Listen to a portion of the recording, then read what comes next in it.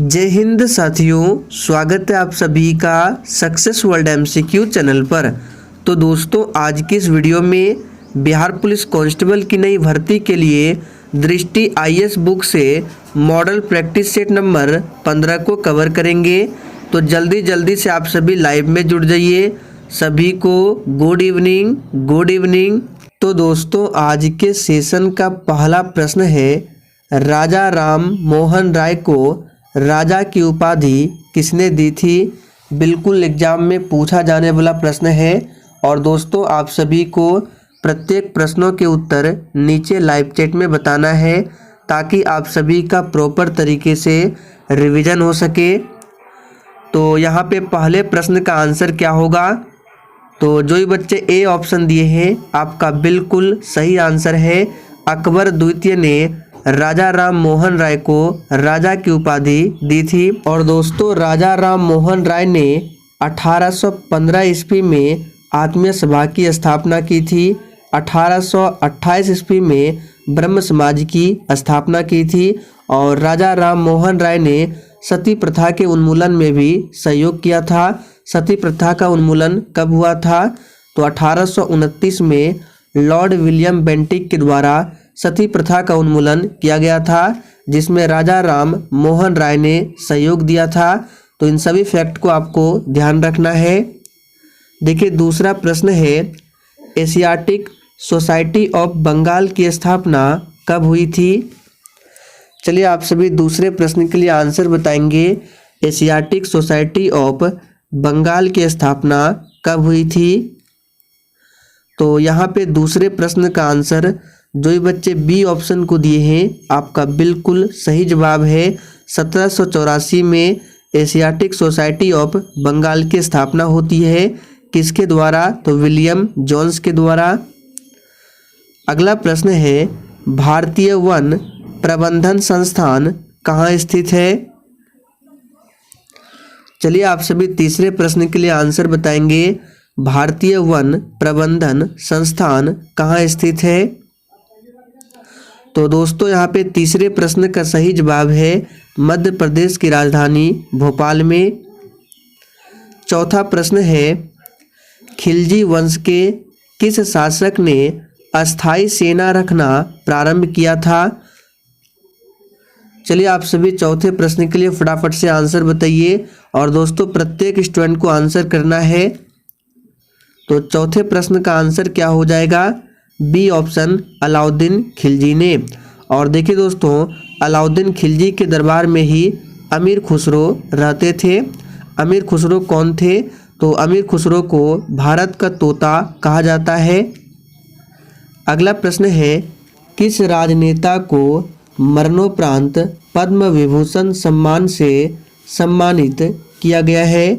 Very important प्रश्न exam के लिए। चलिए, आप सभी 5 के लिए फटाफट से लाइव चैट में आंसर बताएंगे। तो दोस्तों, यहाँ पे आंसर हो जाएगा डी ऑप्शन, उपर्युक्त सभी को सम्मानित किया गया है पद्म विभूषण से। अगला प्रश्न है, निम्नलिखित में से कौन सा देश क्वाड समूह का सदस्य नहीं है? चलिए, आप सभी 6 के लिए फटाफट से आंसर बताएंगे। और दोस्तों, ये प्रश्न 16 अक्टूबर 2022 को जो मध्य निषेध सिपाही का एग्जाम लिया गया था, उसमें ये प्रश्न पूछा गया था। तो यहाँ पे 6 का आंसर क्या हो जाएगा? सबसे पहले आप लोग ध्यान दीजिए, क्वाड समूह का कौन कौन सा देश सदस्य है? तो याद रखिएगा, भारत है, अमेरिका है, ऑस्ट्रेलिया है और जापान है। तो इसमें फ्रांस जो है क्वाड समूह का सदस्य नहीं है। तो डी ऑप्शन आपका सही आंसर है। अगला प्रश्न है, निम्नलिखित में से कौन से ग्रीन हाउस गैस नहीं है? चलिए, आप सभी 7 के लिए फटाफट से आंसर बताएंगे।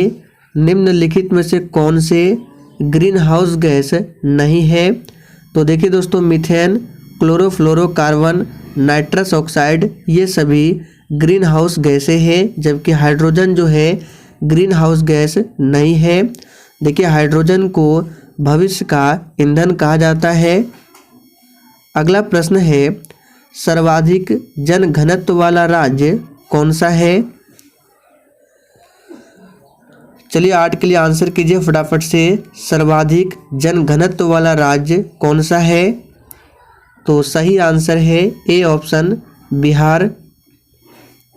अगला प्रश्न है, भारत का पहला समाचार पत्र कौन सा था? और दोस्तों आप सभी को सेशन के लास्ट में अपना अपना स्कोर कमेंट करके जरूर बताना है। तो भारत का पहला समाचार पत्र कौन सा था? तो सही आंसर क्या होगा? तो जो भी बच्चे ए बता रहे हैं आपका बिल्कुल सही जवाब है बंगाल गजट है। और बंगाल गजट कब स्टार्ट होता है? तो 1780 में। किसके द्वारा? तो जेम्स ऑगस्टस हिक्की के द्वारा स्टार्ट किया जाता है बंगाल गजट को। अम्ल का पीएच मान कितना होता है? तो दोस्तों ध्यान दीजिए, जिस भी विलयन का पीएच मान 7 हो वो विलयन उदासीन होता है। 7 से अगर अधिक हो तो क्षारीय होता है, और 7 से अगर कम हो पीएच मान तो वो अम्लीय होता है। तो अम्ल का पीएच मान क्या होगा? 7 से कम होगा, 7 से अधिक क्षार का होगा, और 7 के बराबर उदासीन होगा। आगे देखिए, शिशु वध प्रतिबंध किस गवर्नर जनरल के समय लागू हुआ था? चलिए 11 के लिए आंसर बताइए। शिशु वध प्रतिबंध किस गवर्नर जनरल के समय लागू हुआ था? तो याद कर लीजिए, सही जवाब है सी ऑप्शन, यानी कि सर जॉन शॉर और लॉर्ड वेलेस्ली के समय में। 12वां प्रश्न है, सतपुड़ा टाइगर रिजर्व किस राज्य में स्थित है? और दोस्तों अगर आपको किसी भी प्रश्न में थोड़ा भी डाउट होता है तो आप लोग तुरंत कमेंट करके पूछ सकते हैं। तो दोस्तों 12वें प्रश्न का आंसर क्या होगा? B option Madhya Pradesh. मध्य प्रदेश से संबंधित कुछ प्रश्नों को देख लेते हैं। अगर आपसे पूछे कि क्षेत्रफल की दृष्टि से सर्वाधिक वन किस राज्य में है? तो मध्य प्रदेश में है। परसेंटेज के हिसाब से वन पूछे तो मिजोरम राज्य में है। इन दोनों फैक्ट को आपको ध्यान रखना है। मध्य प्रदेश को टाइगर स्टेट के नाम से जाना जाता है, और सोयाबीन की सर्वाधिक खेती जो है मध्य प्रदेश में ही होती है। आगे देखिए, यूरोप की कौन सी नदी कोयला नदी के नाम से जानी जाती है? चलिए 13 के लिए आंसर बताएंगे।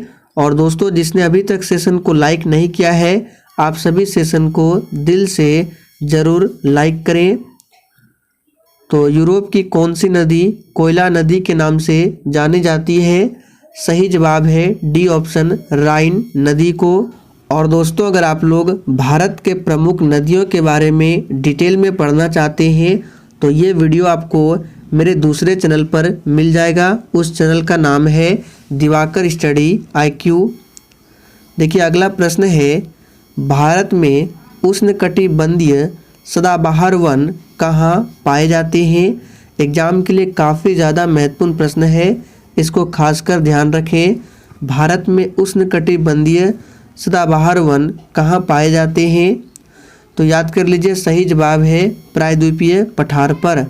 तो सी ऑप्शन जो ही बच्चे दिए हैं आपका सही आंसर है। महाभारत का प्रारंभिक नाम क्या था?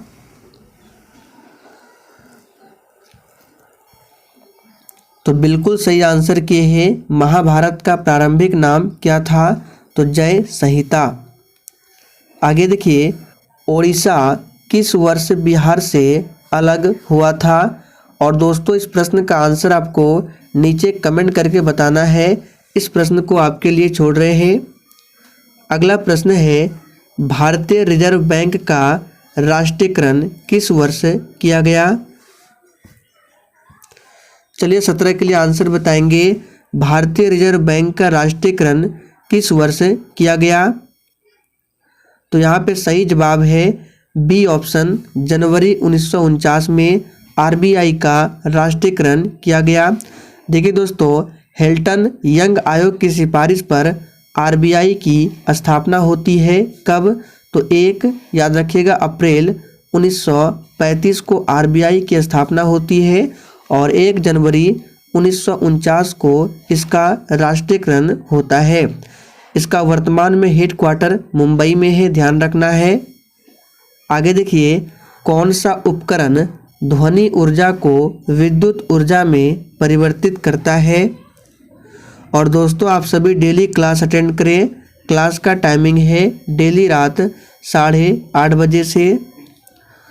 तो यहाँ पे 18वें प्रश्न का आंसर क्या हो जाएगा, तो याद रखिएगा माइक्रोफोन। माइक्रोफोन क्या करता है, ध्वनि ऊर्जा को विद्युत ऊर्जा में बदलता है। और लाउड स्पीकर क्या करता है, तो ये विद्युत ऊर्जा को ध्वनि ऊर्जा में बदलता है। विद्युत मोटर क्या करता है, विद्युत ऊर्जा को यांत्रिक ऊर्जा में बदलता है। सितार क्या करता है, तो यांत्रिक ऊर्जा को ध्वनि ऊर्जा में बदलता है। ग्वादर पत्तन किस देश में स्थित है। चलिए आंसर बताएंगे। ग्वादर बंदरगाह जो है, जिसको पत्तन भी कहा जाता है, किस देश में स्थित है। तो सही आंसर है डी ऑप्शन, पाकिस्तान में स्थित है। पाकिस्तान की राजधानी इस्लामाबाद है। बिहार में द्वैध शासन प्रारंभ होने के समय बिहार के गवर्नर जनरल कौन थे। चलिए दोस्तों 20 के लिए फटाफट से आंसर बताएंगे। तो यहाँ पे आंसर क्या हो जाएगा, सत्येंद्र प्रसाद सिन्हा। ए ऑप्शन जो ही बच्चे दिए हैं आपका बिल्कुल सही आंसर है। बात करें डॉक्टर सच्चिदानंद सिन्हा के बारे में, तो इनको बनाया गया था संविधान सभा का प्रथम अध्यक्ष और अस्थायी अध्यक्ष चुने गए थे। आपसे पूछ सकता है संविधान सभा का प्रथम अध्यक्ष किसे चुना गया था, तो डॉक्टर सच्चिदानंद सिन्हा को। और इन्हें अस्थायी अध्यक्ष चुना गया था। अस्थायी अध्यक्ष किसे बनाया गया था, तो डॉक्टर राजेंद्र प्रसाद को। राजनीतिक दलों को राष्ट्रीय या क्षेत्रीय दलों का दर्जा देने का अधिकार किसे है। बिल्कुल 1 नंबर का प्रश्न है, फटाफट से आंसर बताएंगे। यही सब प्रश्न आपके एग्जाम में पूछा जाता है। तो यहाँ पे 21 का आंसर क्या हो जाएगा, चुनाव आयोग को। सी ऑप्शन आपका सही जवाब है। टाइफाइड रोग से शरीर का कौन सा अंग प्रभावित होता है। चलिए फटाफट से आंसर कीजिए। एग्जाम में पूछा जाता है टाइफाइड रोग किसके कारण होता है, तो ये जीवाणु के कारण होता है। आपको याद होगा हमने आपको बताया था साल्मोनेला टाइफी नामक जीवाणु से होता है। और ये रोग होने से शरीर का आंत प्रभावित होता है। तो सही जवाब है ए ऑप्शन। और पीलिया रोग यहाँ पे लिख देते हैं, पीलिया रोग होने से शरीर का कौन सा अंग प्रभावित होता है, तो यकृत। मौर्य काल में प्रशासन की सबसे छोटी इकाई को क्या कहा जाता था। चलिए 23 के लिए फटाफट से आंसर बताएंगे। मौर्य काल में प्रशासन की सबसे छोटी इकाई को क्या कहा जाता था, तो यहाँ पे सही जवाब हो जाएगा डी ऑप्शन, ग्राम कहा जाता था। आगे देखिए, good economics for hard times नामक पुस्तक के लेखक कौन है। चलिए आप सभी 24 के लिए आंसर बताएंगे। Good economics for hard times नामक पुस्तक के लेखक कौन है, तो यहाँ पे सही जवाब हो जाएगा सी ऑप्शन, अभिजीत बनर्जी है। 25 नंबर में है, नालंदा महाविहार के अवशेषों की खोज सर्वप्रथम किसने की थी। नालंदा महाविहार के संस्थापक कौन थे, कुमार गुप्त। ये भी पूछा जाता है, याद रखेगा कुमार गुप्त। तो यहाँ पे 25 का आंसर क्या हो जाएगा, ए ऑप्शन, अलेक्जेंडर कनिंघम। ध्यान रखना है, आप लोग कमेंट करके बताएंगे विक्रमशिला विश्वविद्यालय की स्थापना किसने किया था। वर्ष 2011 की जनगणना के अनुसार भारत के किस समुदाय में सबसे कम लिंगानुपात है। चलिए 26 के लिए फटाफट से आंसर कीजिए। तो यहाँ पे सही जवाब हो जाएगा सिख समुदाय। याद रखना है सिख समुदाय। टोडा जनजाति का मूल निवास क्षेत्र कहाँ है। चलिए 27 के लिए आंसर बताएंगे। टोडा जनजाति का मूल निवास क्षेत्र कहाँ है, तो याद कर लीजिए सही जवाब है नीलगिरी कार्डमम पहाड़ियों पर। डी ऑप्शन आपका सही आंसर है। नीलगिरी कार्डमम पहाड़ियों पर। दक्षिण अमेरिका के वृक्ष रहित घास के मैदान को क्या कहा जाता है? तो देखिए दोस्तों, दक्षिण अमेरिका के वृक्ष रहित घास के मैदान को पंपास कहा जाता है। तो बी ऑप्शन आपका सही आंसर है। न्याय दर्शन के संस्थापक कौन थे? चलिए आंसर बताएंगे। सांख्य दर्शन के संस्थापक कौन थे? कपिल मुनि। न्याय दर्शन के संस्थापक कौन थे? गौतम। योग दर्शन के संस्थापक पतंजलि। संविधान के किस अनुच्छेद में बजट की बात कही गई है? चलिए 30 के लिए फटाफट से आंसर कीजिए। तो यहाँ पे आंसर क्या हो जाएगा? तो जो भी बच्चे डी बता रहे हैं आपका बिल्कुल सही जवाब है। अनुच्छेद 112 में, अनुच्छेद 108 में क्या बताया गया है, एग्जाम में पूछा गया है। तो अनुच्छेद 108 में संयुक्त अधिवेशन के बारे में बताया गया है। जिस समिति की अनुशंसा पर देश में पंचायती राज लागू किया गया उसके प्रमुख कौन थे? फटाफट से आंसर बताएंगे। पंचायती से एक शब्द याद रखना है आपको, ग्राम पंचायत। एक क्वेश्चन बन रहा है, पूछा जाता है एग्जाम में कि ग्राम पंचायत के बारे में किस अनुच्छेद में बताया गया है? तो अनुच्छेद 40 में। तो 31 का आंसर जो भी बच्चे बी बता रहे हैं आपका बिल्कुल सही जवाब है, बलवंत राय मेहता। सती प्रथा का प्रथम अभिलिखित साक्ष्य प्राप्त हुआ है। हमने आपको बताया सती प्रथा का उन्मूलन कब हुआ था? तो 1829 में सती प्रथा का अंत हुआ था। किसके सहयोग से? तो राजा राम मोहन राय के सहयोग से। और किसने किया था? तो लॉर्ड विलियम बेंटिक ने। ध्यान रखना है। तो यहाँ पे सही जवाब क्या हो जाएगा? मध्य प्रदेश के एरन अभिलेख से। तो सही जवाब है ए ऑप्शन। कत्था बनाने हेतु किस पेड़ की लकड़ी का प्रयोग होता है? तो 33 का आंसर क्या हो जाएगा? B option. खैर की लकड़ी का प्रयोग किया जाता है कत्था बनाने में। लोक लेखा समिति अपनी रिपोर्ट प्रस्तुत करती है। देखिए, लोक लेखा समिति में टोटल 22 सदस्य होते हैं, जिसमें 15 सदस्य लोकसभा से और 7 सदस्य राज्यसभा से होते हैं। और लोक लेखा समिति अपनी रिपोर्ट जो है लोकसभा के स्पीकर को प्रस्तुत करती है। भारत का सबसे बड़ा हड़प्पन पुरास्थल कौन सा है? तो दोस्तों, भारत का सबसे बड़ा हड़प्पन पुरास्थल जो है राखीगढ़ी है। डी ऑप्शन आपका सही जवाब है। कालीबंगा कहाँ पर है? राजस्थान में है।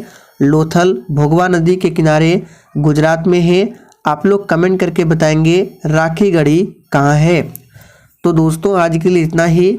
अगर आपको सेशन पसंद आया हो तो सभी लोग सेशन को लाइक करके और सेशन को अधिक से अधिक ज़रूर शेयर करना है।